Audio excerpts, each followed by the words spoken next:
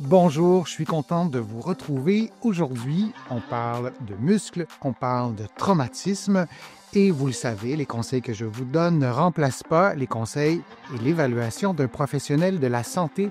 Vous allez trouver beaucoup de conseils, beaucoup d'exercices dans mes livres, notamment Plus jamais malade, mon approche globale pour un corps en santé, et aussi on fera des allusions à mon roman Corps étranger, publié aux éditions Stanké. J'ai vécu de la violence durant mon enfance, durant une enfance difficile. Ça peut expliquer que mes douleurs reviennent. C'est une question, et c'est une question qui ne m'est pas souvent posée. C'est une question qui m'a été envoyée par courriel. Et c'est une question qui n'est peut-être pas souvent abordée, même pendant nos interventions en physiothérapie ici au Québec ou en kinésithérapie en France et ailleurs.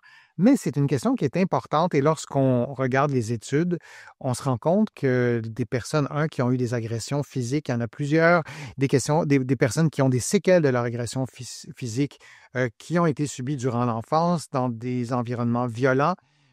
Il y a vraiment beaucoup de monde, on le voit dans les qui souffrent de ça, qui sont dans cette situation-là. Et c'est important de parler de tous les aspects, toutes les conséquences que ces personnes-là vivent, d'un point de vue légal aussi, mais d'un point de vue aussi physique. Dans mon travail de physio, c'est un élément qu'on doit aborder, même si c'est pas facile, même si c'est délicat et même si on doit le faire avec des compétences, avec du tact et avec sensibilité. Les recherches montrent que des expériences difficiles dans l'enfance, de la violence, de la négligence, ou si je n'ai pas encore prononcé ce mot-là, mais il est important, augmente le risque de douleurs persistantes à l'âge adulte. C'est effrayant, cette donnée-là. Et pour préparer ce contenu-ci, j'ai lu plusieurs études et c'est des résultats d'études qui glacent le sang. Et en les lisant, on se dit, mais pourquoi on n'en parle pas plus que ça? Et donc, c'est triste, c'est comme ça. Et on doit, nous, les professionnels de la santé, vous accompagner. Si en lisant ce texte-là, vous vous retrouvez dans ce texte-là, on doit vous accompagner, on doit vous aider, nous, les professionnels de la santé, mais les groupes de soutien, la société et au sens large, tout le monde en fait. Et plus ces expériences s'additionnent, bien, il y a un effet boule de neige, plus le risque de douleur durable augmente. Si vous avez une douleur au cou qui perdure, est-ce que c'est lié à de la violence, de la négligence, à une agression?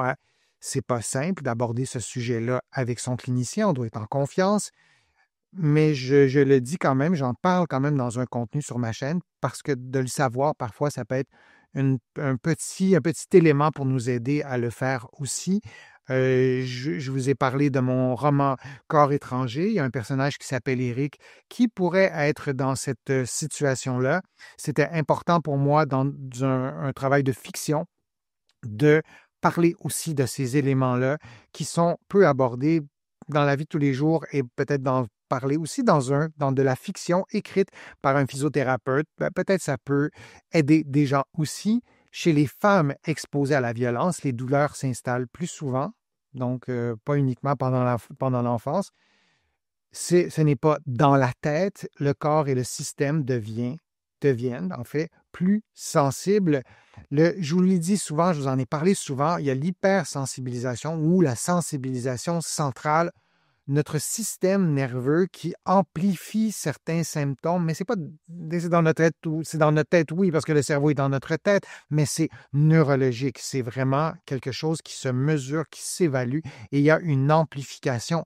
Et chez les femmes exposées à de la violence, et c'est une proportion élevée et trop élevée de femmes qui le sont, qui l'ont été ou qui le seront, ça peut avoir cet effet-là aussi. Il faut le savoir, il faut aborder ce sujet-là avec nos professionnels de la santé qui doivent avoir de l'ouverture et de la sensibilité, comme je le disais. Et cela ne signifie pas qu'une vieille blessure est restée dans votre cou, par exemple. Le corps et le cerveau deviennent plus réactifs au stress, plus réactifs aux surcharges du quotidien, même si la blessure, elle est guérie.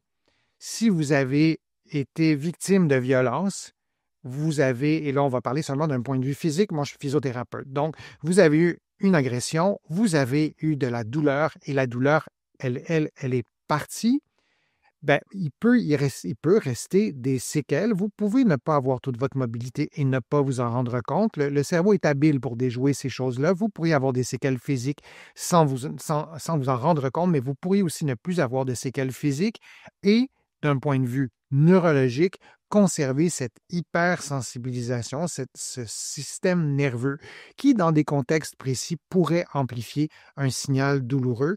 Pour le dire de façon très courte, parce qu'on pourrait élaborer, et je le ferai dans d'autres contenus, on pourrait élaborer cet aspect-là de la sensibilisation du cerveau et du système nerveux périphérique aussi. Je vous parlais de mon personnage d'Éric dans mon roman, et il y a le protagoniste qui est physiothérapeute, et il est fascinant d'observer comment la mobilisation d'une région du corps peut suffire à raviver des blessures profondes.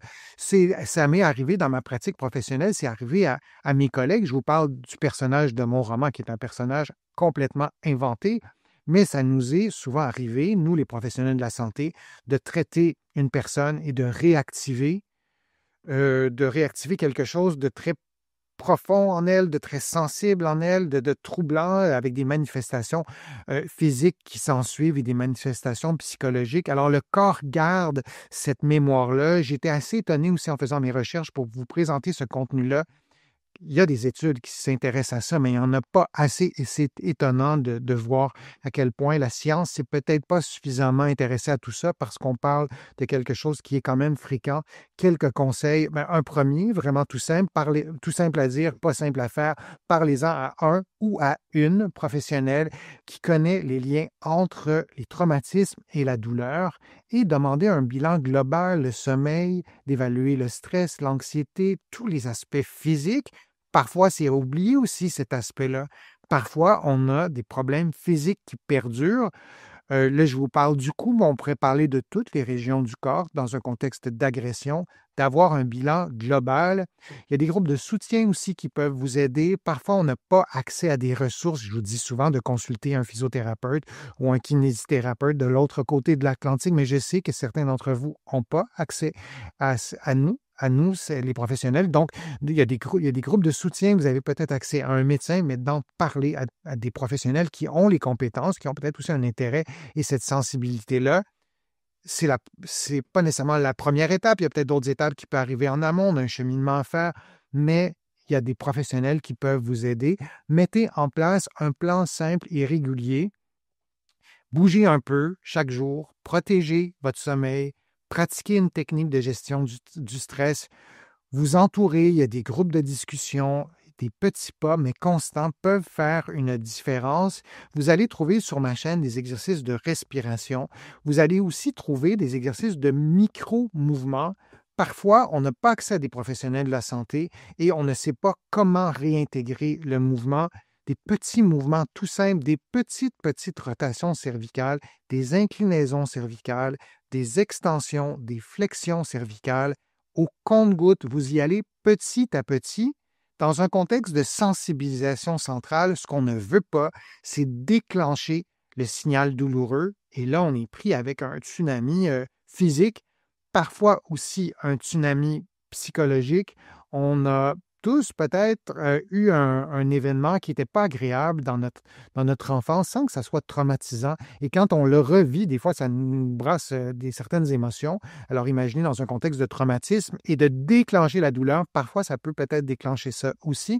Encore une fois, je ne suis pas psychologue, je vous invite à en consulter un si le besoin il y a, mais on y va par des micro-mouvements et tranquillement, on augmente l'amplitude. Et quand je parle de micro-mouvements, vraiment de très petits mouvements. Et ensuite, on augmente l'amplitude. Donc, sur ma chaîne, vous allez trouver tous ces exercices-là. Il y a des programmes d'exercices en temps réel.